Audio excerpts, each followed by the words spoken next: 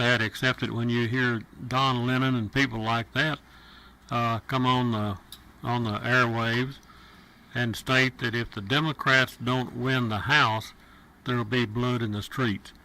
Okay, explain that for me. Why do Democrats think there will be blood in the streets if they don't win? Are they because wanting it's the to? Bolshevik Revolution. Yeah, and they want to follow the French example. The Democrats are too much of a bunch of pansies to ever to be like a bunch of Bolsheviks. Bolsheviks were very strong, fearless people. The Democrats are not strong and fearless. They're panderers. That's what they do. Here's an example of why we're having such trouble. Back when you and I were growing up, sir, remember how we controlled our borders? And there was no question to it. If you were not an illegal immigrant, you got turned around. Well, there's a thing called racism that they're using against us. There's three kinds of ways to call racism, and only one of the three are racist. You have, if you're against multi-ethnicities, you're a racist. If you're against multi-racial relationships, you're a racist. But now, according to the Democrats, if you're against multiculturalism, you're now a racist.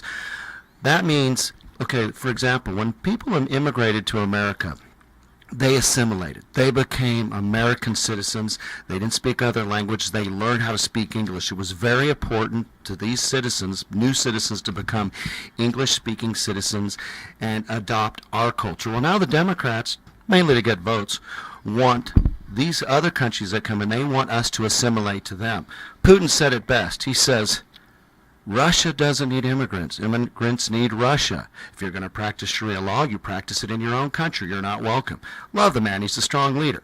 We need more people like that in America. But the Democrats are changing the narrative of what multiculturalism is. I'm totally opposed to multiculturalism. Well, let's consider something. The Democrats, when under Obama, weaponized the IRS. They weaponized all kind of agencies of the federal government, and now they are weaponizing the term racism or racist. They're using that as a weapon against exactly. us. You know, if you don't agree with what the Democrats want to do to destroy America, then you're a racist or you're a victim. So the Democrats have learned to weaponize words, racism, racist, victims, etc. It is an invasion. I agree with you, caller. It's absolutely an invasion. Anyway, there's ways to invade. That's just another way of doing it. What do you think about the invasion, Ed, or do you think it's a bunch of poor people just looking for a nice home? I think it's a bunch of invaders looking to take over. And I'm going to say something about this racism business because I'm thoroughly fed up with this nonsense. In this country, the worst thing you could have cast upon you is the word racist. You might as well jump out of a window if you're identified or if you're called being a racist. And you're right. But this follows the playbook of Rules for Radicals, Saul Alinsky, and it's to ridicule. That's one of his points. There's like 13 or 17 of them, can't recall, but it's worth taking note of at some point because ridicule is one of them. So I remember saying when I was a kid, sticks and stones may break my bones, but names will never hurt me. I think people need to get back to that. Stop fearing being called a racist. Stand up and do the right thing. And the heck with this bunch of lunatics that's taking over our country. Well, names now will destroy your career and your livelihood and your family, maybe. Well, the one problem, though, Ed, is how many people today, especially millennials and young people, how many of them know who Saul Alinsky was? None. How many of them know what he stood for and what his objectives were? How many young people know that? Or millennials? Those that fail to learn from history are doomed to repeat it. Absolutely. Yes, but history's being erased, and it's not being spoken of at all. Well, and Tina's making a good point.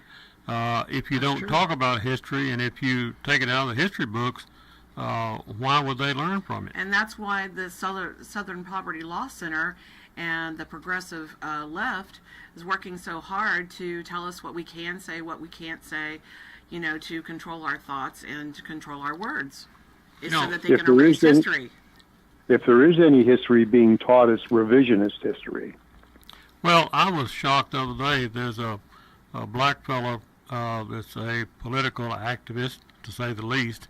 He was on Fox News, and he was saying, and this guy is a far left-wing liberal activist, but he was saying that he has been on the board of directors of the ACLU and on the board of directors of the NAACP, and he resigned from both of them because he said they're too far out, too far liberal, too progressive, too whatever. Now this is coming from a far left-wing liberal activist, and he's saying the ACLU and the NAACP got too far left for him, so he's resigned. Oh, the moderate Democrats have left the party. It's now a radicalized party. The party itself has been invaded. Yeah, it has. So we have no more blue bulldogs, isn't that what they called them? Yeah, well, you had remember they were called Yellow Dog Democrats. But even the Yellow Dog Democrats, by today's standards, would be considered conservative. Oh, yeah. With what you got now. And I tell everybody that's traditionally been reared up their whole life to vote Democrat, reevaluate. Because there was a time when the Democrats represented their workers. Well, but that's not true Trump anymore. has changed that now.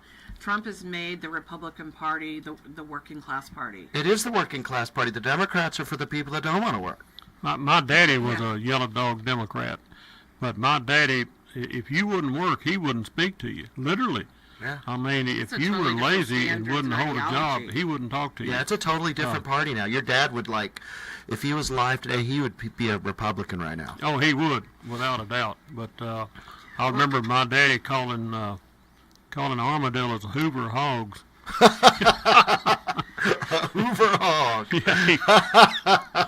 That's Well, funny. Ed, we appreciate you calling in today. Love hearing from you. Hope the wife's doing well. Yes, she is.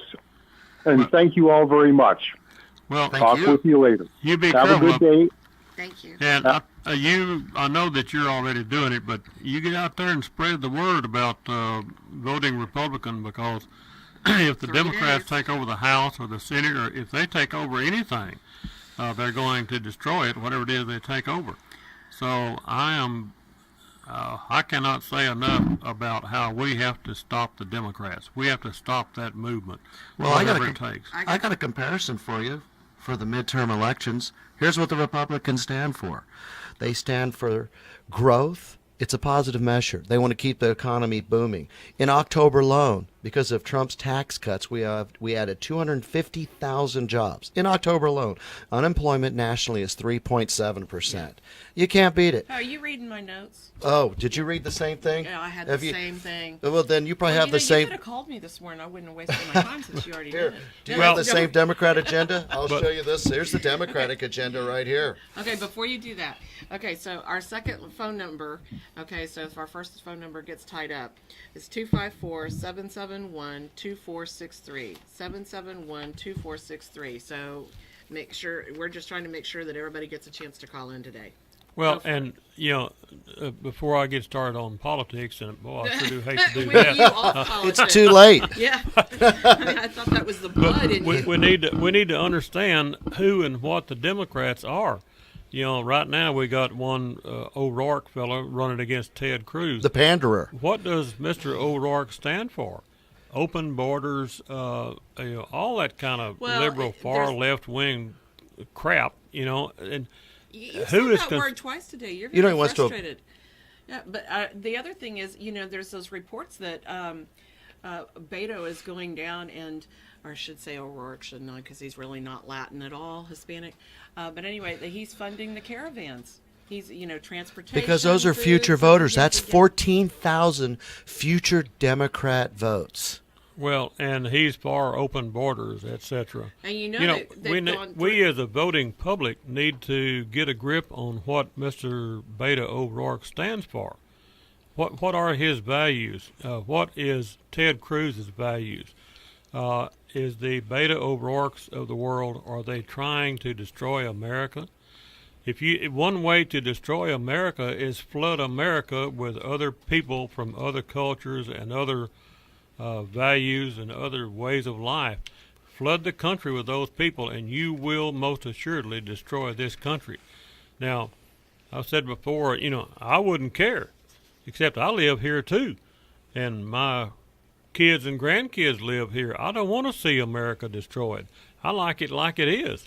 Well, and then for those of you who don't know, and you can go to Conn's Facebook page, and I've put up several articles about Ellis Island and immigration of yesteryear, the rules and regulations, the laws, this and that. Unless you were first class or second class passenger coming to the United States, all passengers, they all went through an exam. Okay, they were questioned about what their motives were, their family, their health, this and that, and they were given a physical exam, and they were given some kind of mental competency and this and that, and how much money they were bringing to the United States.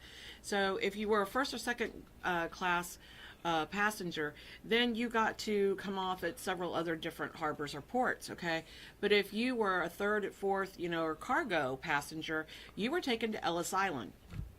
And you were given another very thorough physical mental exam to see if you were riffraff, if you were going to be able, your physique was going to be able to handle the work. Were you willing to live in the inner city and do that kind of work to pave the United States streets in gold, et cetera, et cetera. And, how intelligent you were, et cetera. So if you did not pass these, by the time you got to the United States, you did not pass these exams, you were sent back at the cost of the steamship companies, and you were sent back as cargo. Okay, well, these are very rigid laws back then, and they're screaming now because we just want you to file some papers and get it started. Let's keep this in perspective, as Mr. Treat at A&M said once upon a time. Let's keep this in perspective, folks. At that period of time in our history, or let's say in the 1850s or 1860s, what was a black slave worth? They were worth $2,000. What was an Irishman worth? He's worth nothing. They starved to death in the streets because nobody gave them a job or give them a place to live. What was an American Indian worth? He's worth nothing. What was a Chinese coolie worth at that time? It was cheaper to kill them than it was to pay them. Okay, so what would you rather have been? And, a black slave? An American may think Indian? These are hard facts, that Conn's just being gruff or whatever about this, but he's telling you the truth. This is the way it was. Well, and if you want to call me a racist for stating the truth, then go ahead and call me that. But that's not your intention. Your intention is facts. Yeah, I'm just telling you how it was, the truth at that period of time. And I'll ask you the question, would you rather have been an Irishman, a Chinese coolie, an American Indian, or a black slave? The black slaves were fed and housed and clothed and taken care of. So, and I'm not trying to defend slavery. I'm just saying let's speak the truth about this period of time, and then let's project ahead to right now. If you are, for example, of the black race of people, are you going to dwell on your victimhood because your ancestors 200 years ago were slaves? Are you going to depend on that excuse for not performing, not being productive, etc.? Or are you going to do like my friend Cal did? He joined the U.S. Army. He was a black man. He joined the U.S. Army. He became a medical doctor. He retired as a lieutenant colonel. He had a very nice house to live in, a very nice wife. Hugely productive citizen. He was not a victim of slave days.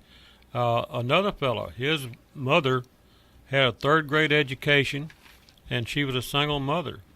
But she raised her son right, and her son decided to be somebody, and today he is the Secretary of HUD in the United States, a renowned surgeon.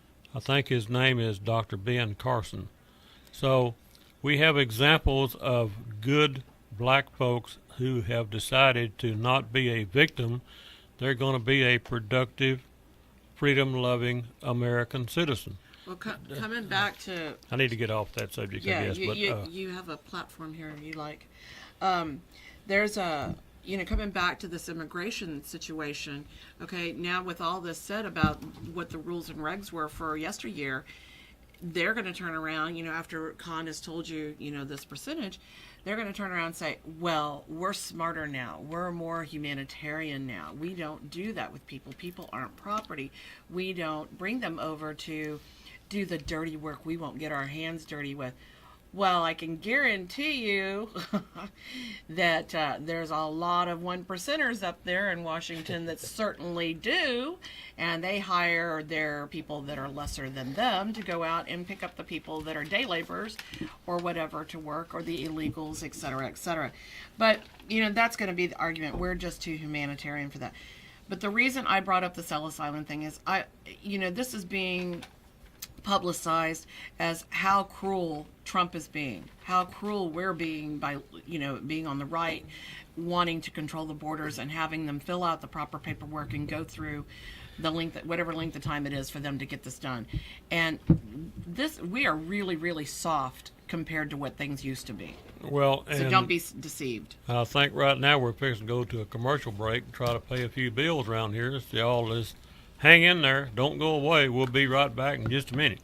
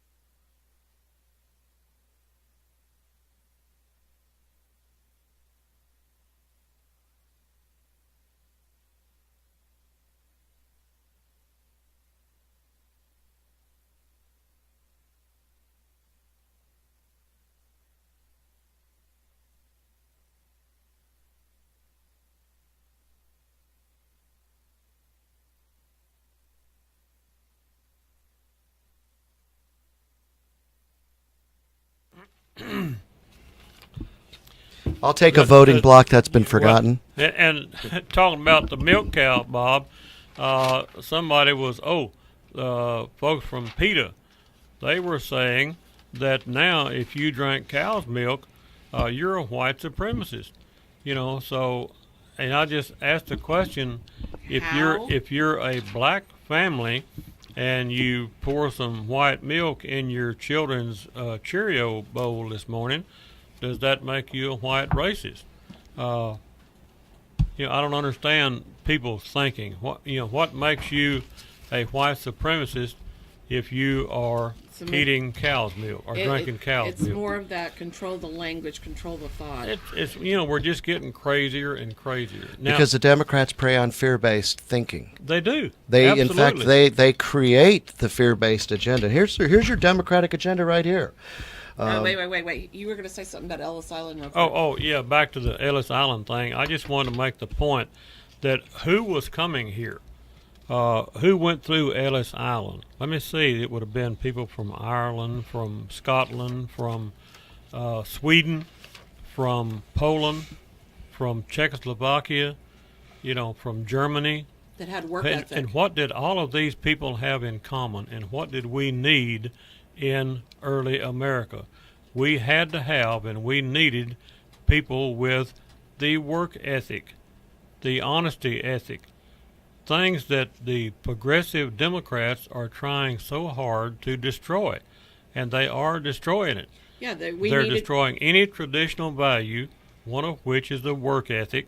Go down to your local mall and look at children today. Look at how many 10-year-old kids are riding in the grocery basket. They can't even walk. Can't even go. Yeah, are they going to grow up to have the You're work another ethic? one of my talking But points. the reason is that they at that time they were smart enough not to have any of these people come Right. in and be a burden on society. And now, with the Dems and the lefts and the whatever, they now want all those people to be victims and burdens on society so they can control them. And Well, then you were what's go- the easiest to lead, sheep or Brahma cows? Well, I mean, John's got a list here on how they're going to lead the sheep. Well, the Democratic agenda is simply first thing they want to do is they want to rescind all the tax cuts that started this economy boom. This economic boom is because of the corporate tax cut. Corporations have had billions and billions of dollars in overseas accounts over years. For years, why bring it here to America if you got to pay taxes on everything? If you just always pay taxes on everything, nobody prospers. Yeah, 35%. Yeah, and the world was built on capitalism. I'm sorry, but people that are sitting on their butts not doing anything, capitalists are the ones that make it possible for everybody to earn income. Without capitalism, you can't have a society. It didn't work. It's other socialism, communism. It's never worked anyway. It's never worked anywhere.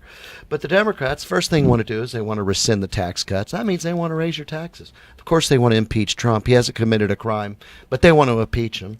They want to keep Obamacare, which is a disaster. So I can still not have insurance. That's right. They want to keep Obamacare. They want to block any future Trump Supreme Court nominee. And they want to block the deep state investigations.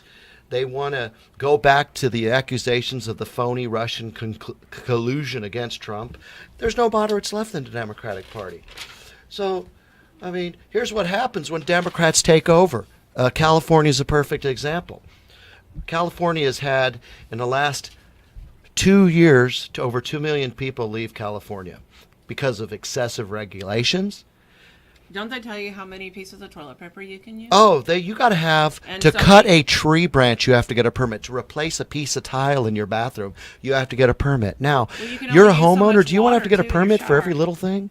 Oh, yeah, it's ridiculous. Well, and God forbid that you have a bladder issue and you have to use the bathroom more than what the regs say you Well, can and flush. let's have a comparison here real quick, folks.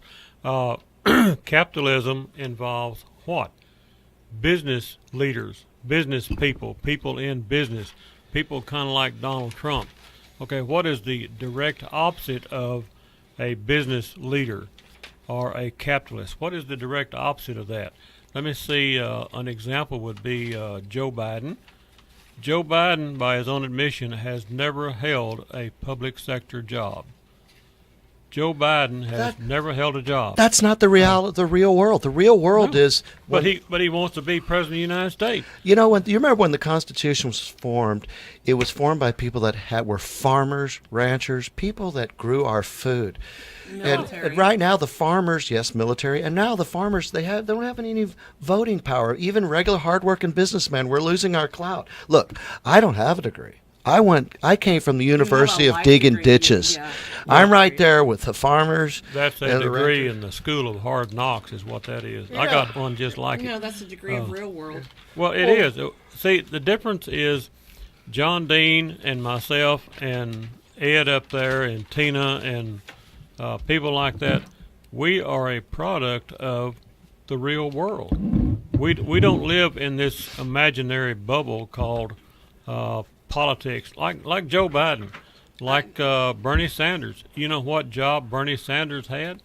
The first job Bernie Sanders ever had, now this is him talking, not me, is he got a job with the government signing up welfare recipients. Okay, do we want to replace Donald Trump, a capitalist businessman, with a Bernie Sanders or a Joe Biden or someone who has never made two quarters to rub together on their own initiative? Exactly. I'll tell you what, it's our fault. It's your fault, it's my fault. You know where we screwed up?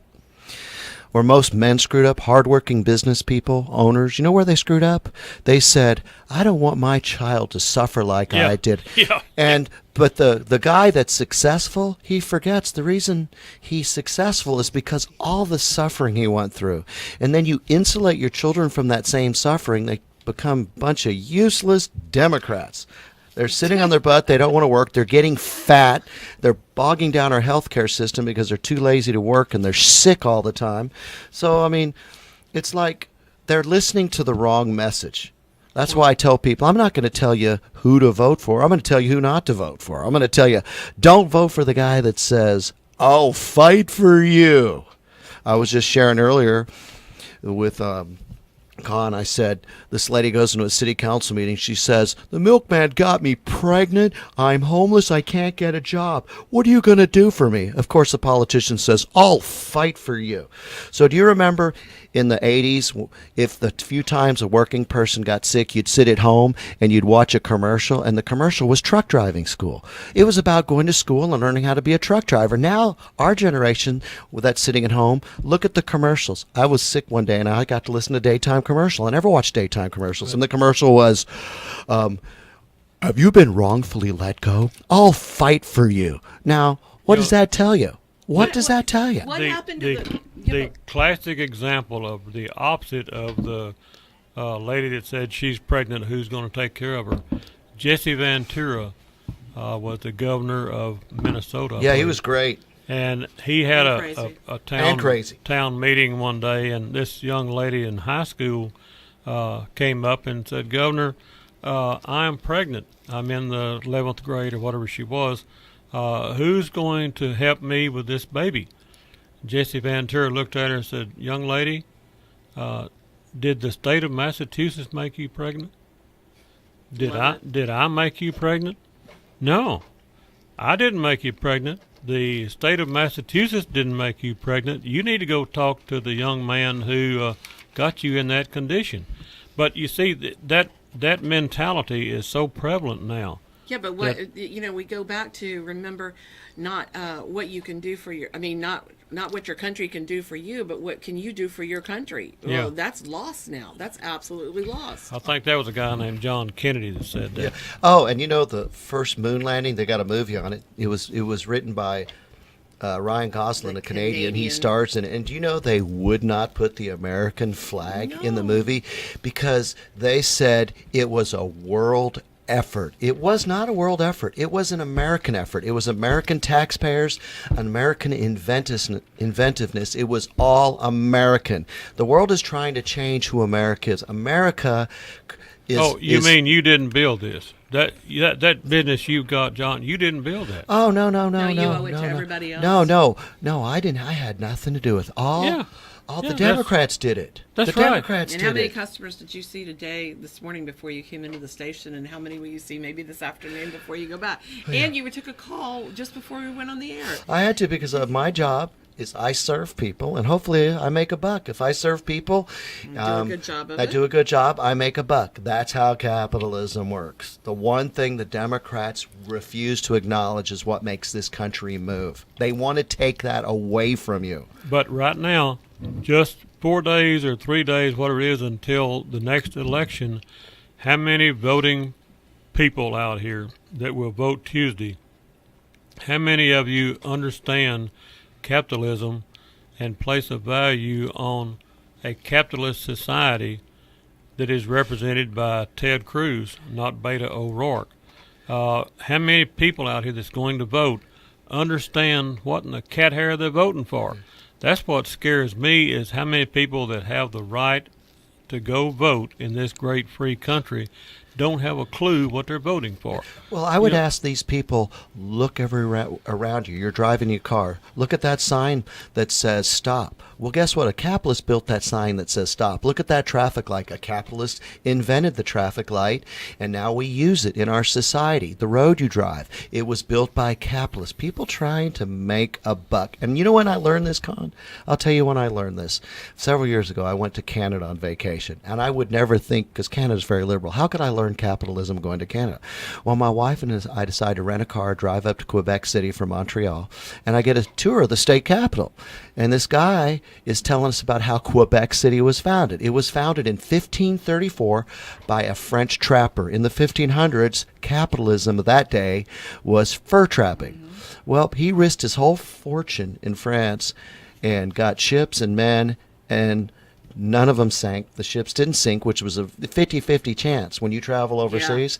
He managed to build a successful fur trapping company, and hence in 1534 Quebec City was founded, which is thriving today by a bunch of liberals. It's just like, I get it now. It's just how the world has changed, how they perceive things. When you're living in a city, remember, it's built by somebody's thought. Somebody had an idea. Somebody wanted to make a buck. Well, and the people that have changed it to liberal, far left wing, progressive, they don't place any value on what that fur trapper did. They place no value on where they came from. Yeah. Who gave them what they've got. Right now we've got people like Tom Steyer and George Soros, people like that, who are trying as hard as they can to destroy this country. I cannot get that straight in my head. Why would someone who has gone up and become a multi-billionaire, why would they want to destroy the system that helped them do that? Yeah, exactly. Well, and what I really Because they don't understand. That's why they don't understand. I argue with animal rights activists. Thank God for our hog farmers. They bring pork. Our farmers that give us the beef. I mean, we all live on it. They're chicken farmers. I was just at a 40,000 count chicken ranch the other day in Mart, Texas, looking at an electrical job. But I had got an argument with an animal rights activist who thinks we're cruel, even though that's what built this country and that's what feeds us. I said, don't worry. The next time I eat pork, I will put it on pita bread. Yeah. Well, but you've got these people that they get hooked on an agenda, a cause, whatever, and they want to make victims out of some people. They want to make victims out of animals. Yeah. They want to preserve every animal, every species. I keep using the example of the blind red spider that shut down. They found one over here on a construction site on the interstate, and shut down a $10 million interstate project because somebody found a blind red spider and shut down. They had to preserve that endangered species. Why? Why are we doing this? But I'm just saying, how far left have we gone, and how ridiculous this is. What an example of insanity. Are we going crazy in this country? Well, the Dems, the Democrats are so worried about the cost of sending troops down to the border. They're so concerned about the cost of the border wall and what it's going to mean. But they never, ever, ever mention the cost of the cradle-to-grave benefits that bringing all these people in and letting them come in and live here for the rest of their lives are going to be, it's forcing the taxpayers to pay that bill. How much is that to keep all these, illegals in our country? Well, and birthright citizenship. Understand that kid born here from parents that are not citizens, he has birthright citizenship. That means we're going to be funding him for the next 80 years. The average life expectancy here is 80. So what's it going to cost to fund his health care, his college degree education, all of this stuff? What's it going to cost the American taxpayer? And how far are we going to take this? And how will this or will it not destroy America? right now, Laura Ingraham had a thing last night. She had a town hall meeting in Arizona, and she had an audience or a group there that was half Democrat, half Republican. And I listened to that, watched it, and I was amazed at some of the points made by some of those people. One man, just for example, looked to be about 60, 65 years old, and the question was, should we allow the caravan to cross the American border and come into this country? He said, oh, yes. He said, that's just women and kids. They're just poor people looking for a better way of life. We should bring them all in. It's not even their kids. They're using them as a shield.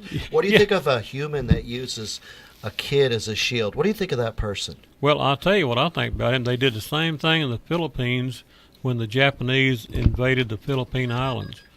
I have a good friend that helped raise me when I was a kid. He was in the army in the Philippines, and he said what the Jap soldiers would do is they would take the women and kids from a village and put them up front and push them into the American troops. So the American troops had to kill the women and kids first, because if you didn't, the guy right behind the women and kids had a rifle with a bayonet on it, and he would kill you. So that tactic, or that MO, I guess, is now what we're seeing in the caravans in Mexico. So. Do we have a caller? What? Yeah, we got a caller. Yes, caller, go ahead on. Did I lose you? Oh, maybe. Oh, there you are. I can hear you. There you go. No, I agree with y'all. This immigration has got to stop. I mean, I agree with y'all, using these children. I talked to the guys at work. We had a discussion about it this week. One of the guys made the comment, well, they're little kids. Well, I'm sorry. It's got to be stopped. When the war with Japan broke out and they attacked us, and we had to drop the bomb, I'm sorry, there were a lot of people that were innocent and died, but by golly, that stopped the bloodshed. Well, it's 80 to 85% male. It's not all women and children. Yeah. No, it isn't. And they're hiding behind these children. They take pictures of the children, but they're there too. They're so brave. These are the same people that want to join our military. They're so brave. But just pay attention to TV when they show the immigrants, whatever you want to call them. Just pay attention to what you're looking at, folks. They look to me to be mostly young males, military age, young, able-bodied males. Now, give that some thought, folks. These are not all women and kids. If 70% of them are military age males, if we bring them into the country, that's half of an invading army. The other half you need is to give them the guns when they get here. I got a question for you. What is a military age male these days? Because we have lots and lots of children, soldiers around the world. So if they're like 9 years old and up, that's still considered a military age male at this point. Yeah. And these are, this is an invading army. It's an invading mob, if nothing else. But what do we do here? Here we call them children until they're 18 years old. That's because we're civilized. I've got a friend that was raised in Salvador, and when he turned 14 and a half, a military truck drove up in the front yard and said, "Get in that truck." Well, they took his brother the year before that. Yeah. So what is children? Now they're calling children 18 years old, 21 years old. They call the dreamers just children, and the average age is something like 23 or something. So, but I think we got a commercial coming up here. Caller, you're either welcome to hang on, or you can call back if you'd like, but we got to take this commercial break. Yeah, just hang in there.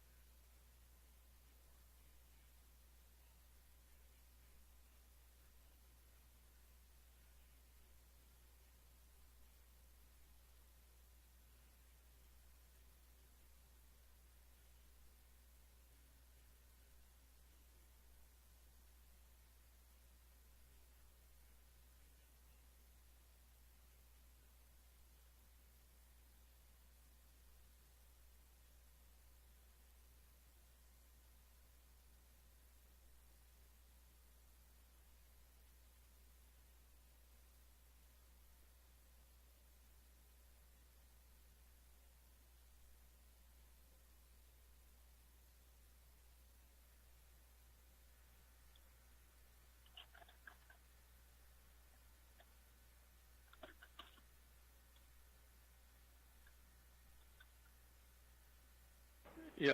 Call- Did we lose that caller, or we still got him? No, I'm still here. Okay. Well, good. Because you were. Oh, what I was going to say is, we were talking about we were around our desks and.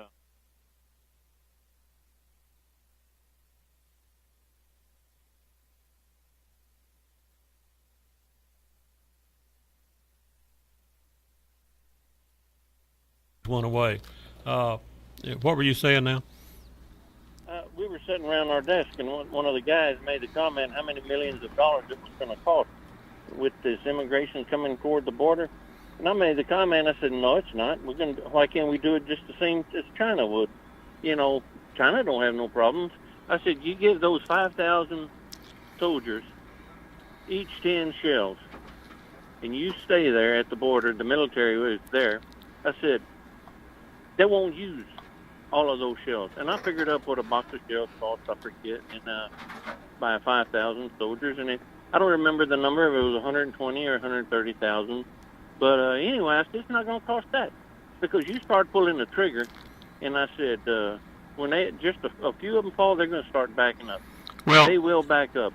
Yeah, I'm sorry, but I mean that's just the way I feel. Not everybody feels the way I do, but but you have a good point, and I bring up the story quite often of the story in over in East Texas called "One Riot, One Ranger," and what happened when they had a riot over there in this. This was back in the 20s, I think.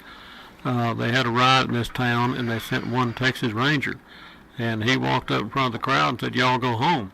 Well, they kept riding, so he shot and killed one, and the rest of them went home. Yes. And that's what you're saying. You don't need to kill all of them, and I don't want to see any of them killed, but there's an old saying. I don't either. There's an old saying, there's nothing like making them feel the pain to make them see the light. But if they come at our border like they did in Mexico, from Guatemala, and they take out the fence, and those are all men. They're all young men using their bare hands, and they're determined and carrying their country's flags that they're so proud of and burning our flags. Do you think they're friendly? But your point earlier about the atom bomb in Nagasaki and Hiroshima is a good point, because it killed lots of innocent Japanese citizens, but it prevented the death of, I've read somewhere, 200,000 or 300,000 Allied troops, because they stopped the war. So there is a time, like I just said, there is a time when you have to make them feel the pain to make them see the light. I'm actually surprised. I'm surprised the women's rights group haven't got upset over the immigrants. They should demand that if they're going to illegally cross the border, at least 51% should be female. I'm just surprised that they don't even bring that up. Well, Trump brought it up about the safety that women in Texas and California and this should be up in arms because they should feel extremely unsafe with all these men coming across. Anyway, caller, good call. Don't lose the phone number. Okay. No, I won't. I always enjoy talking to y'all. Well, y'all have a good weekend. You too. And don't forget to vote Tuesday. I won't. You can bet I won't. I will vote Republican. I am very confident that you will vote. You're the right kind of folks. Well, I wanted to bring up that the Texas Dems seem to be facing a criminal probe for pre-filled out voter forms. The state voting officials are investigating complaints of potential fraudulent voter applications being mailed out by the Texas Democratic Party to illegals in South Texas. And then there's been several other problems like vote flipping on straight ticket votes and things like that. Well, there's all kind of examples. If you just watch the news, they just indicted 4 women in I think in Dallas for stealing ballots. These were all 4 Hispanic women, and I'm not trying to downgrade them, but who do you think those ballots would have been used to vote for? I'll guarantee it would not have been Ted Cruz. It Well, would have been a fellow named Beto. I'm just wondering, are we really going to know what the tally is on, Wednesday morning, or is it going to take them a couple of weeks with all this going on? Well, and how do you calculate voter fraud? Now, the Democrats there's no voter fraud. Well, it would scare you half to death to realize just how much voter fraud there is. And I would ask the question, what percent of the voter fraud is for Democrats? I've never heard of anything like that would benefit the Republicans. So what do we, where do we want to take our country?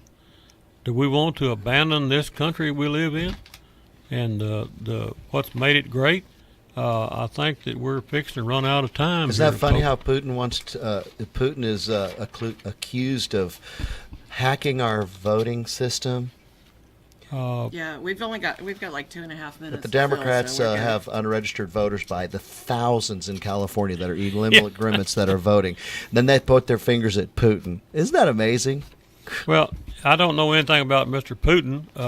I'll leave that up to John here. He's been to Russia quite a few times, and one reason we like to have John on is because he tells a little bit different story about Russia than what the propaganda is. What we hear from the propaganda news media. And I'm not defending Russia, but I'm sure there's some bad guys over there too. Two sides to every story. I think that I would probably trust the Russians more than I would trust the Chinese at this point. My wife waited till we'd been married for a couple years before she finally told me that I was considered the city she's from is considered the mafia capital of Russia. But I felt safer in the Russian mafia capital than I do in Killeen, Texas. What does that tell you? Well, try going to South Chicago and see how. Yeah, that's even worse. Oh, I think we got just about out of time here, folks.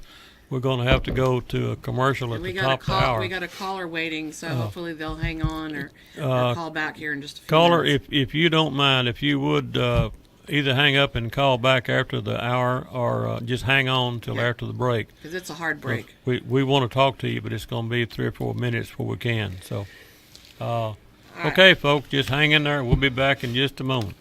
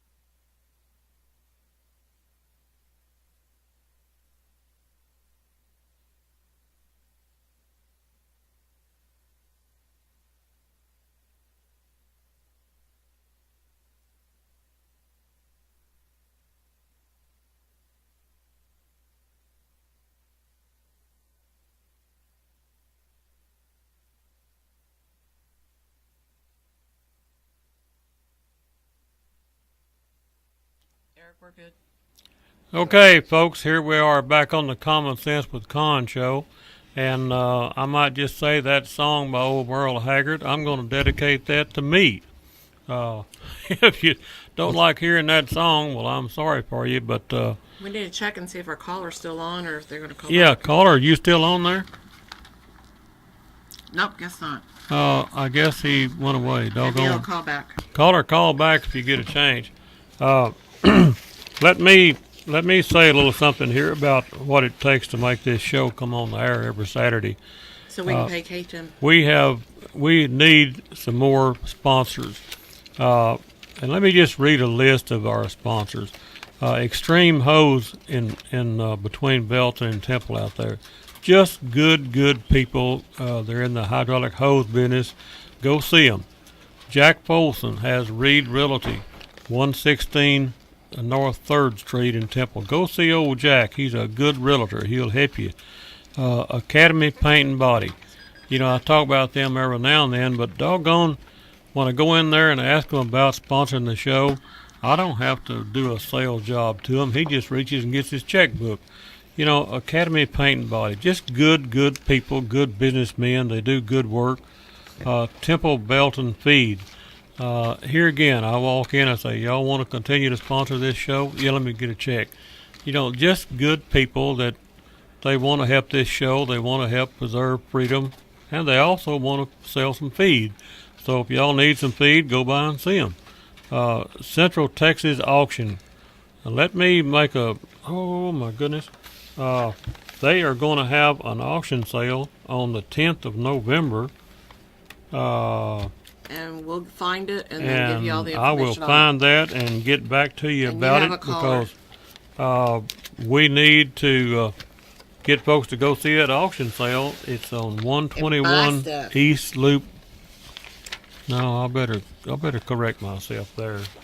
I got a brochure Take the somewhere. call. I'll find it. Take the call. At any rate, we got a caller. Caller, go ahead on. Yeah, good afternoon. I just want the average normal person, not the crazy people on the left, to explain to me what they think would happen if there was nothing done to stop this caravan, quote unquote. I mean, it's like people haven't seen the pictures coming out of Europe where there are miles and miles of these, quote, migrants, unquote, just, invading the country. I have an answer to that. Okay. Well, everybody talks about, Rome ruled most of the hemisphere for 1,000 years. And people say that the barbarians took over Rome, that they took over the Roman Empire. But what happened is it got assimilated. And now, what is the Roman Empire? It's Italy. That's all it is. But it used to encompass half the globe. So what happens is our society will get watered down. We will no longer be the strong nation we used to be because of all the democratic agenda that we're faced to endure. That's my example, and I think Conn has another example too. Well, let me give you an example that I use quite often, but I'm trying to keep it in simple terms. If you've got a gallon of sulfuric acid and you want to get rid of it, what do? Pour water in it. You keep pouring water in that gallon of sulfuric acid, and pretty soon you don't have acid. It goes away. Well, if we live in the strongest, greatest nation in the history of the world, how do you get rid of it? You dilute it. Dilute what's here. You bring in other people from other cultures, other way of life, other traditional values. You flood the country with those other people, and you will destroy the United States of America. Well, I understand that, and it's just logical common sense, but I just don't understand these people who are not the loony people on the left, but the well-meaning everyday person who thinks that, well, we shouldn't try to stop them. We should just let them in. I mean, there are tens of millions of people in these countries in Central and South America who want to come to the United States. I mean, are they saying that we should just let all of them in because they want to come here? That's insane. I agree with you. I can answer that. I can answer that too. Well, the Democrats have convinced a good portion of our population, mainly young people, that you're a bad person and you're a racist if you don't accept this. Now look at your human body, for example. People don't know it, but our bodies fights millions of virus attacks daily. That's how we stay strong and healthy. And that should apply to everything. And I'm equating that to what's happening into this country. Protecting your borders is not racism, but the Democrats need that vote. The Democrats, they cannot have power unless they have more Democrats. Well, what happens to illegal immigrants when they come to this country? They immediately become Democrats. So the Democrats are going to push that, and then they're going to, like Conn pointed out, racism is a word that they've used as a weapon. It's a weaponized word now. So you can't say anything. You're not politically correct. Well, and I would add one more thing to this. Is this purely accidental? Is the Democrat Party just wanting to get more Democrat votes, or is there something more sinister than that? Well, it's more sinister, but I don't really think it's the Democrats. They're helping, but I think we've got to realize that a lot of this stuff, this globalism, this stuff is pushed all over the world by the UN. The UN has been funding these groups, these liberal groups in these other countries. They've been teaching this liberation theology, and they have been teaching that America is horrible and that they deserve to be conquered because of what they've done, quote unquote, to the world. And so the UN is at the heart of all of this, I think. And so we're going to have to come to the reckoning one of these days whether or not we need to do something about the UN. Well, you are absolutely 1,000% right. You have this group of people, the George Soros, Tom Steyer, people like that are multi-billionaires, and they want globalization. They want one world government. And I don't doubt that they want to be the president of that one world government. Exactly. What other excuse could they have? Yeah. Two more things.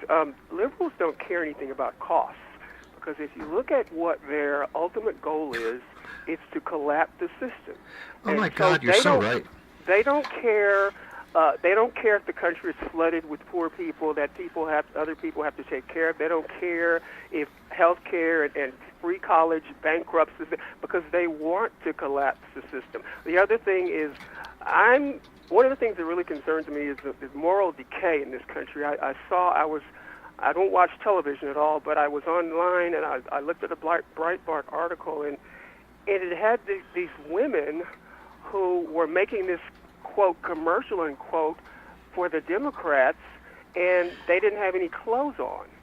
And it was just, I couldn't believe it. But it's emblematic of the moral decay in this country. Okay, hold the phone. I got a question for you. How did you acquire such a good grip on reality? What's your excuse? What's your upbringing? Why do you have such a good grip on this and other people don't? Well, I've kind of been. I was really involved in the Republican Party when I came here in the late 80s, and kind of got out of that when George W. got elected, because I really didn't like him. I didn't want to go around. I'm in agreement with you. People's doors asking to vote for this person. I mean, not that I voted for any Democrat ever, but still, I've kept up with things, and like I said, I don't watch television at all, but I do look for stuff on the internet, and I read the paper every day, and so I just inform myself, and what I find is that I'm a lot more informed than the average person who watches television. Well, that's why I asked the question. How did you get so informed? Because I appreciate what you're saying, and I recognize that you have a good grip on reality. And I think I'm saying the same thing you are. If you just listen to whether it's television or talk shows or whatever it is, apply some common sense to what you're hearing and seeing. Exactly.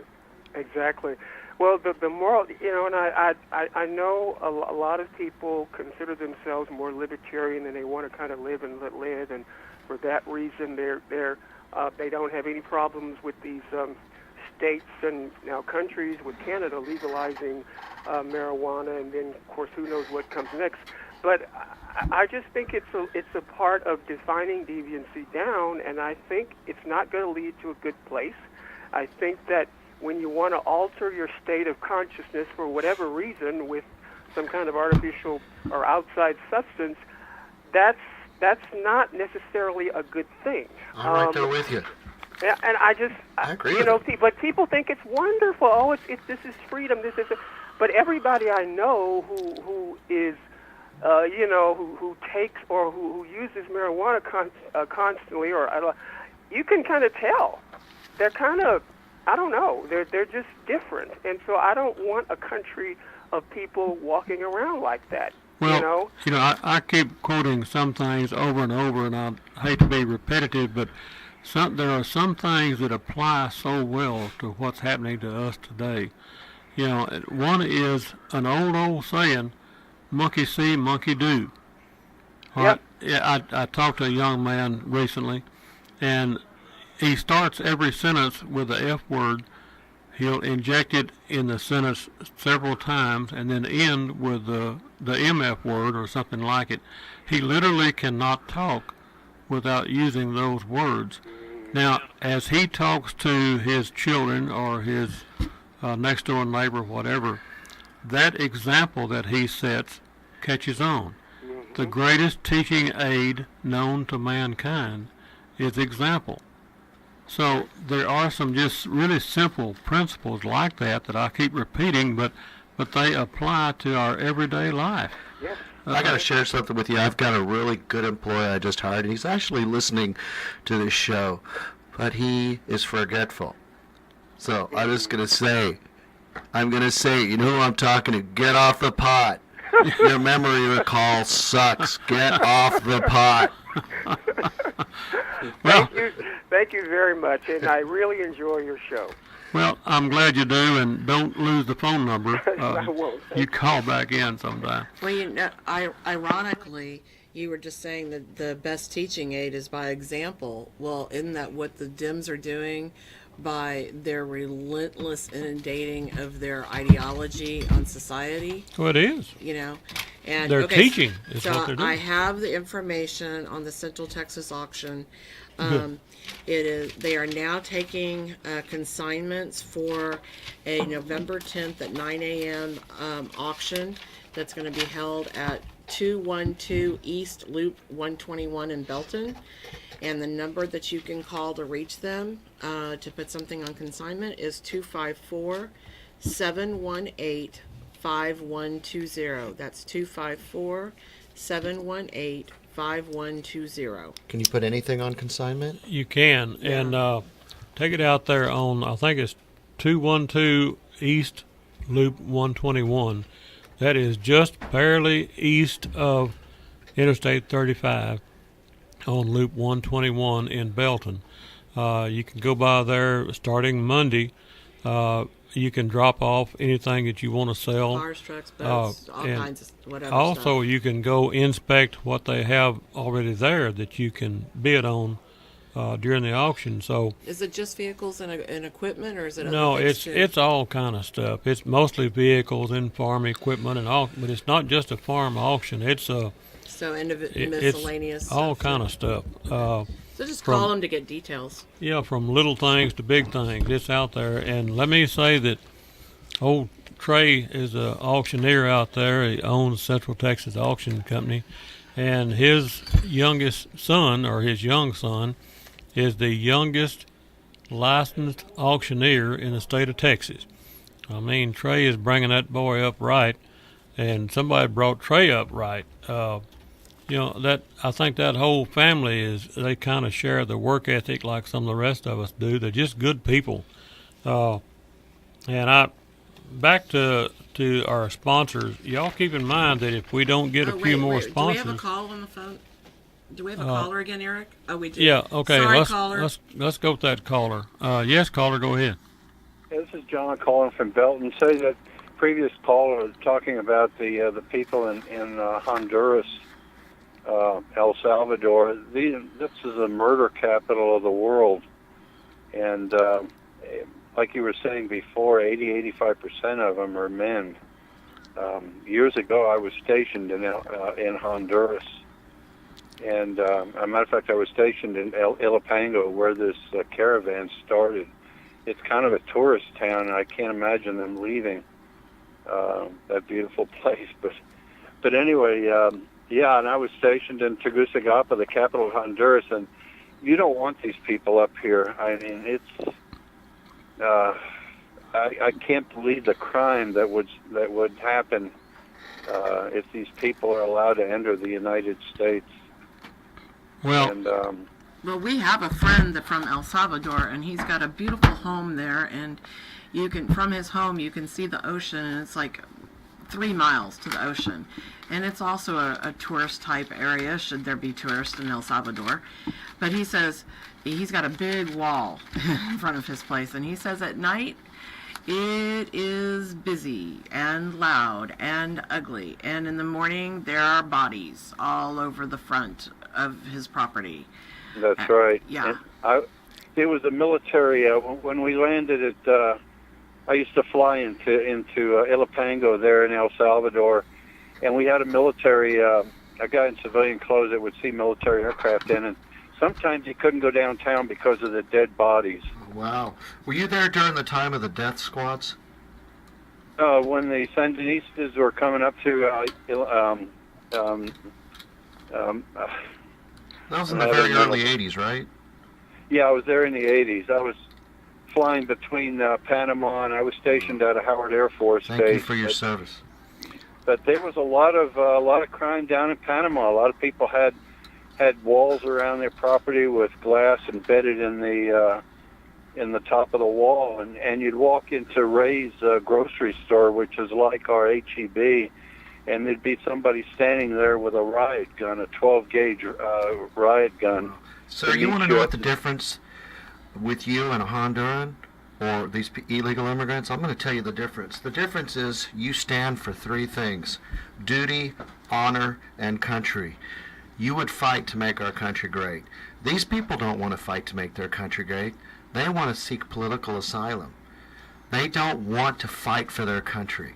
And I don't even think they're seeking political asylum. I think they just want to do their crap someplace else. They just want to make a buck. Well, but, you know, that's how America became so great. We fought. But Made this country let's great. understand something. The American people need to understand something. Different demographics, different kinds of people have different ways of life. They were brought up that way. It's in their DNA, whatever you want to call it. But I used to go to Mexico quite often. And I'm not an expert on Mexico, but I can tell you that if a bad guy shoots your brother, the state does not automatically file charges on that assailant, on that murderer. The family calls their cousin across town that is a pistolero, and he takes care of the guy that killed your brother. And you know that's true because you see that here now, like in L.A. and all that, because that's the way they work. Well, you do harm here, then we're going to turn around and retaliate. It's the way of life down there. You know, and so it's been brought forward. when you bring those people up here, you're bringing that culture with them. That's right. And my friend we're said used to carry. another little story real quick. My friend knows a young couple in Mexico, has a very, very small little taco shop. Well, the drug cartel came by and they wanted protection money. And this young couple said, well, we don't have any money. So they came back in about a month and they said, we want money. And they said, we don't have any money. They said, okay, boom, boom, kill both of them. Do we want to bring that up here? Well, and our people don't have a clue what that's really like. They've never experienced anything like that, and they think it's something they watch on TV in some movie, or that we're blowing smoke up their keisters. When I went down there, I didn't have a clue what was really going on. But when I was in Ilopango Airport one time, there were over 20 bodies stacked up on a stake bed truck at the airport, and they captured a machine gun nest at the end of the runway. And it's just a very, very dangerous place, and we are letting this into our country. This is where MS-13 comes from, is El Salvador. Well, and there's no... Is the biggest enemy we face in America naivety? Yes. Yeah. Is that our biggest enemy? People that just don't know and refuse to learn. John and I were talking just a few minutes ago. He doesn't have a college degree, the poor thing, and I don't It's either. in ditch digging. But we both have a degree from the School of Hard Knocks. That's right. And tell you the truth, I would not trade my degree for the PhD degree that a lot of people have at the university, because I've done a lot of things. I've met a lot of good people. I've met a few real bad ones. You don't want to sit around for 2 hours and pay $1,400 a semester to let a professor rant and rave while you're just sitting to him lecture for 2 hours. Well, and given the fact that that professor has been in the classroom for the last 40 years, he's never done a damn thing except sit there in the classroom, and he's going to tell me all about life. I don't think so. But Conn, let me make one other comment about some of these folks down there. In the United States, we worry about people carrying switchblades. Down there, and it's not uncommon. Machetes. A lot of men carry machetes. Yeah. That's not uncommon. They hack each other up. They'll get into a fight and hack each other up. And let me say something real quick about college degree. This used to embarrass me. I have a high school equivalency diploma. I put 26 years in the military. I'm a Master Army aviator. I've got an airline transport rating, and I've got 11,000 flight hours. Good for and you. I did it on a high school equivalency diploma. Well, right now, if anybody's interested in getting into aviation, is a perfect time to do it. The aviation community is desperate for new pilots and mechanics. Well, aviation, truck driving, there's so many things that you can get into in the United States of America, and you can excel, you can grow, you can, this is America. This is the greatest country in the history of the world. But we have to understand that there are groups of people that want to change this. They want to destroy this country. And I don't understand their mentality, except that they are globalists and they want to destroy all the borders and, like Beta O'Rourke. I'm just always curious of what the end result, what does that picture look like in their head after they're dead and their children are dead? What does the picture of the world look like, and what is the benefit? What's the payoff? That's the part I don't comprehend. I understand the greed for today, the power greed for today. But what about, in 2 generations? Well, what do they want for their children? John... Well, let me say something about the kids.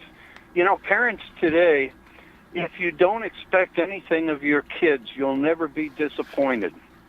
Yeah. And that's the problem with parents today. They don't expect anything of their kids, and they let their kids run their lives. I did, and I expected a lot out of my daughter. We haven't talked in 2 years because she did not want to conform to the way she was raised, to have values and to work, and so we haven't talked in 2 years. I hate to admit that on the radio, but I'm going to stand by my value system. If you want to eat, you need to work. I'll just leave it at that. Exactly. Let me take time and brag here just for a moment, and I'll try to be brief. We raised our boys to become men and work, and we raised our girls to be ladies. And I'm real proud of all of our children. Yes, but your girls are tougher than your boys. I just experienced something that made me very, very proud, and I'll share it with y'all. I pulled into Whataburger not long ago and to meet my 2 sons. Sometime we eat breakfast there. Anyway, I pulled in, and there's my 2 sons in the parking lot changing a flat tire for an older fellow that comes there some. They didn't know him, but the fellow pulled in, he had a flat, and it's kind of on an incline, about half dangerous. And there's my two sons changing that flat. That's great. Okay, That's but great. is that a product of the work ethic? You know, what's that a product of? Values. A value system. Values. Well, and you know, I've had 4 boys. I've raised 4 boys, and every one of them is a hard worker. My oldest son is a commander in the Navy. My second one is an entrepreneur who has a huge learning disability because part of his brain's missing, and he has his own business. And he is well worth, a couple $1 million. My third son is employed in the oil field. My fourth son's employed in the oil field. All of my children have done well, and they've done well because they will work. They are dependable. The people who hire them are highly impressed with them. And that's because I raised them with integrity and character. I think we got a commercial break coming up. I just want to tell you real quick that my worker told me to tell you that I'm helping. Full of BS? I'm such a good employee that I'm making America great again using my workers. So to my employees that are out there listening, Mike, I know you're out there. Thank you, sir. And yes, you're helping make America great again. And I'm looking at his phone, and it really does say that. And I think we're going to go to a commercial break. Caller, don't lose the phone number. And I think we're going to talk about a sponsor here for just a minute.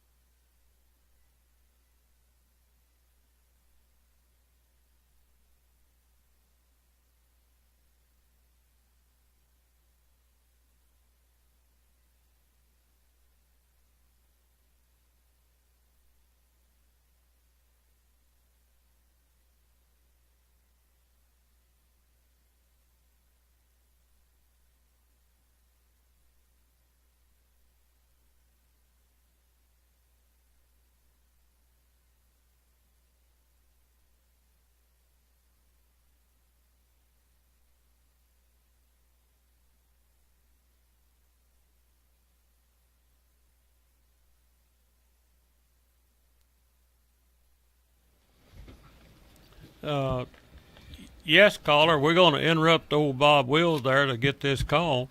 Caller, what do you think? Well, good afternoon. This is Rick. Like I said in the past, the Democrats, ever since Trump got elected, they keep saying Russia, Russia, Russia. Russia did this, Russia did that.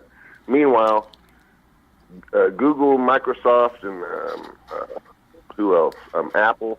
They're all moving their operations over there to China, and they refuse to work with our military with their AI technology, but they're letting China use it and stuff. And they actually use their social media over there. They help the Chinese to round up dissidents and stuff like that. And they're starting to do the same practices here. Okay, is this, Rick, is this a backdoor attempt to help destroy America? Yes, I believe it is. I believe Mike Pence told them to stop doing that. I don't know if it's going to work. Well, but, I know I keep bringing this up, but when are the American people going to wake up? If I was doing business with Google or whoever it was, if I knew they wanted to destroy America, it'd be the last damn dollar they got from me. Yes, anyone who owns Apple products needs to think twice. I mean, I know they're really good. I mean, I've heard that those iPhones are really great and everything, but the Chinese have a little chip in there, and it's sort of like, you might say it's sort of, Hillary had a jump on everybody. She had her little private server, and China could take the information in real time that she was using with her emails and stuff, and ended up, like dozens of our CIA and FBI agents over there in China were executed because of what Hillary did. Yeah, but she needs to be president, Rick. Doggone, don't you? What do you? What's the matter with you, Rick? Why would you not vote for her for president? Oh, I don't know. I want to know when's the last time she did the laundry and cooked supper for old Bill. Yeah. She needs to go back to being a woman. See, Rick, you saying you don't cook for your husband? Rick, you and I and John laugh about Hillary, but last time it's really not a joke. She is a serious enemy to this country. And how did she become so wealthy when she's been serving in government for over 30 years? How can you work for the government and be so filthy rich? Oh, don't you remember? They were broke when they got out of office, remember? They stole stuff from the White House. That's why they stole that's right. It's called a foundation. But, they're starting to do the same things here. Now, I know a lot of people, I feel sorry for the guy who started Gab.com, because he wanted to compete with Facebook and Twitter and have his own little chat forum for free speech. Yeah, but it's gone now. And he let people on to say whatever they wanted to, and then when that nutcase shot up that synagogue, he volunteered all his information to the FBI without them even coming to him. He went to them, and they were very appreciative of what he did. But the media spins it like he was approached by the Justice Department. But no, it was the other way around. He approached them and gave them all of the information he had on that nutcase. Well, then GoDaddy yanked the plug on it. Yes, and that's what I meant about they're using the same tactics they use in China here now. If they don't like your speech, if they don't like what you're doing, they are actually going to remove your PayPal account. Okay, so, what's their motivation, Rick? What do they want to accomplish? They don't want us to have the truth. So do they want to destroy the Republic of America? Is that their objective? And I think it is. You wouldn't believe the brainwashing. It's not just in our universities that goes on with our population. I had a talk with a liberal, and I'll try to be brief because I know there's probably other people wanting to get on. But this guy, he's convinced that, number one, that the Constitution, the first constitutional convention, was started to keep rich people rich and poor people poor. That's actually what he told me. And I've heard that before. He wasn't the first person that ever told me that. Well, that's been the original Democratic agenda, is to cause class division. I got an answer for him. Why don't he move? Yeah, really well. They're still taking people. He already lives in New York, but that's beside the point. Yeah, well, I guess I guess that was as close as he could get to at any rate. I guess, Rick, I can't understand how people can be so naive. How they can be so. We're going to find out how naive people are come Thursday during voting time. When I went and voted, it was a rainy day last week. I went to early voting. I didn't want to be in the crowds, and it wasn't all that crowded. I just went in, voted, and walked out. But I'm glad that I live in a little place like Salado, because there's no Antifa, there's no protesters everywhere. You don't have to worry about putting a Ted Cruz sign in your yard. So, we're lucky to live in Central Texas, and I'm going to let y'all go with that pleasant thought. Great talking to you. Thank you, Rick. Bye. Be careful out there. Okay, here we are back on the Common Sense with Conn show, folks. And I might continue my thing about sponsors. We need some more sponsors, and I'm not very good at getting sponsors or asking for help. I'm not good at that. But if anybody knows someone who would like to sponsor this show, the number to call is 300-1885. That's 254-300-1885. That'll get you hooked up to my wife, and she'll take your information of how to do that. And then we also have a GoFundMe page now that's keep-us-on-the-air. Yeah, keep us on the air, but there's a dash between each word. Okay, I think we got another caller. Yes, caller, go ahead.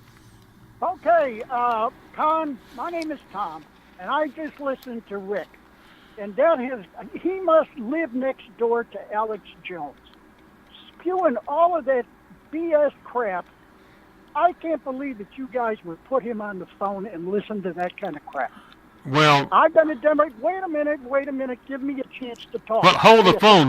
Hey, hold the phone. This is my show, not yours.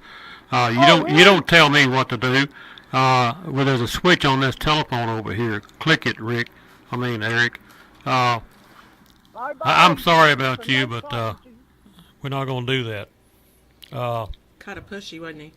Okay, yeah, he was a little bit pushy, and we don't do that on this show. Just respect. That's all we ask, is some respect and no yelling. If you don't have any respect for this show or for previous callers, then you don't need to call this show. I apologize for reacting like that, but you don't call this show and tell me how to run the show. That ain't going to work, folks. Does it mean I can't demand a raise? That means you won't get a raise. And, I guess that was a good Democrat. I don't know who he was, but at any rate... well, if you had just been a little respectful and a little calmer and chose his words a little better, we could have found out, and he could have expressed himself, and we'd all been little happy campers. I made a statement on the Lynn Woolley show one day, and a guy called in and said, tell Conn he ought to crawl back under that rock he came out from, or something like that. Anyway, I called back in, and I said, I just got one thing to say.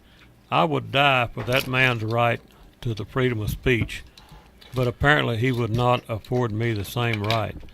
Well, he might have been disagreeing with, and I'm sure I understood the last caller, but he was talking about some secret chip in the iPhones that the Chinese put in. I don't believe that, I'll tell you that. Now, I do believe the Chinese, their main goal is to steal our technology, but I don't think they're implanting chips to control our phones. If they did, they'd be doing it because they're working for Apple, who's working for the Democrats. And I'm pretty sure capitalist... It wasn't Apple phones. It was 2 Chinese brand phones. Well, and the Chinese, they're going to use their own technology. But remember, Chinese agenda, is they're trying to make a buck. They're not true communists. There's never been true communism in this world ever. Well, and they're just trying to make a buck. They're being capitalists, but they're stealing technology. They've always done that, and they always will. And the guy made reference to Alex Jones. I have never heard Alex Jones. I don't have any idea what he talks about. He's a conspiracy theorist, radio talk show. He gets and I don't subscribe to all of the conspiracy theories out there, but I do. I am open-minded to the fact that there probably is one. Because I have a theory right now. I don't think it's a conspiracy theory, and this is the one about the bomber that dropped all the pipe bombs off at prominent Democrats. Yeah. Wasn't that interesting? Now, this is my theory. I kind of think it was neatly packaged by the Democrats because it was just too perfectly orchestrated. Bombs get planted to prominent Democrats.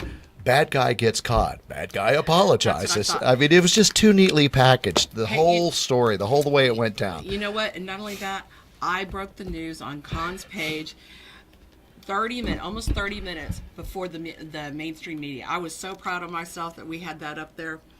But I absolutely agree with you. That's exactly what I thought. And, how pristine was his van? How pristine were all those stickers and how professionally put on they were? Yeah. And Rush Limbaugh mentioned something, and I totally agree. He said every cop show, whatever show on TV, shows someone with a bomb, and the bomb has a clock, and the clock is ticking. 30 seconds, 29 seconds, 28 seconds. Every show has. The clock was disconnected. And then Rush said those clocks were not hooked up to the bombs, and the bomb wasn't a real bomb. So was this all about gaining sympathy for Democrats?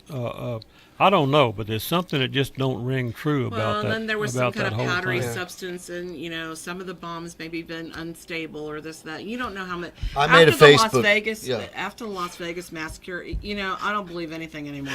I made a reference on Facebook. I said the Dems just took this right out of the Evita Peron playbook, and somebody said, "Well, what do you mean?" Well, when Evita Peron married the leader of Argentina, she wanted to drum up support and stop a big riot with the union. So she was in a motorcade, and she had a very weak bomb put under their motorcade car, and she put the bomb off, and it made a bunch of smoke, and it looked like the car's blown up, and she gets out there coughing, and her husband gets out like the strong leader, who did this?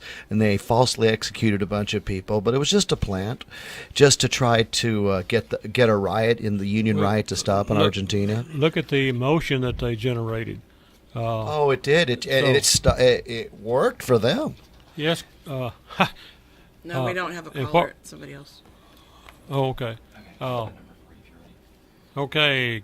I guess. All right. Anyway, talking about the whole bomb thing, was that just a scare tactic, or were they real bombs? I don't know. But I know it sure generated a lot. They were not real bombs. Yeah, I kind of think about it. They're not talking about it now. I mean, if this had been a real thing, that would be 24/7 on the news. Well, and if it had been a real thing, there'd have been some dead bodies laying around. He would have been successful at least once. And since when do all these prominent Democrats have their addresses for people to find their homes and that easy? Come on. Let's be honest about maybe this. It came from those tech guys from Pakistan. They kind of, who knows? Well, you do have people outside of our country that do want to disrupt our elections. I mean, we all know that. But Hillary's falsely blamed other countries. What worries me is how many people in this country want to destroy this country. And and some of them really want to destroy the country. Some are just naive as a flat rock. Laura Ingraham had a roundtable deal last night on Fox News. And I was amazed. I think I started to say it a while ago. About that guy, and he wanted free this and open borders and one guy, and all that. He's like 60, 65 years old, and he wanted to admit all of the people in the caravan, all 7,000 or 14,000. He wanted to admit them all right now.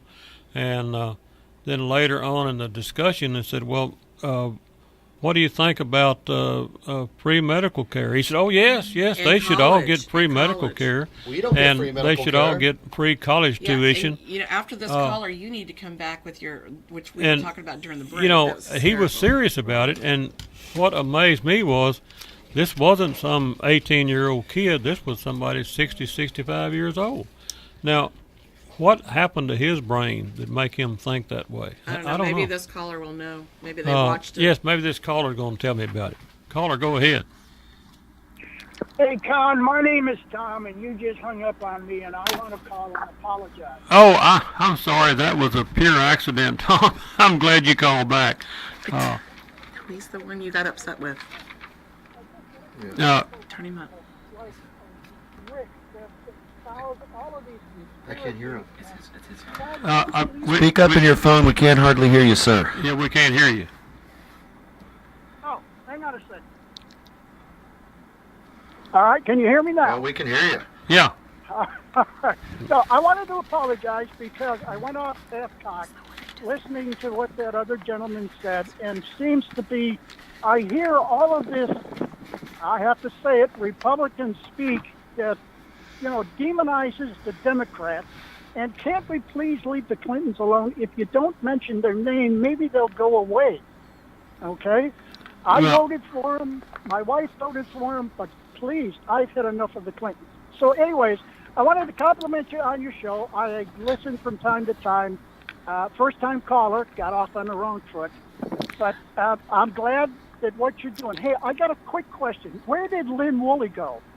He went to work for Temple Junior College. It's not he doesn't have a talk show, I don't think. I think he's just running their radio thing.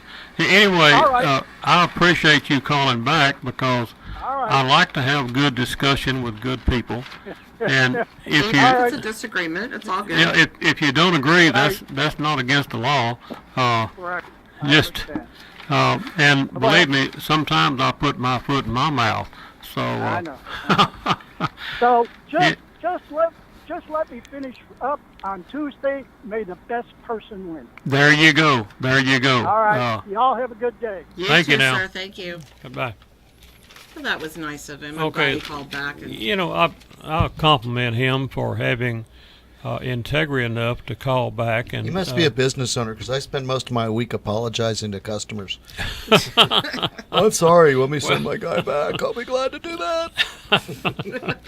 At any rate, I like good callers, and like I say, as long as you're courteous and got some good news for you. One of my employees, thank you, Mike, has just donated $40 to your GoFundMe page. Awesome. Oh, thank bless you, his Mike. heart.